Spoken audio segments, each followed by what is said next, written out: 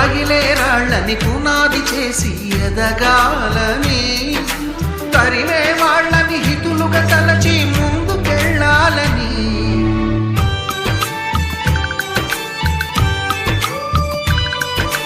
కన్నుల నీటిని కలల సాగుకై వాడుకోవాలని,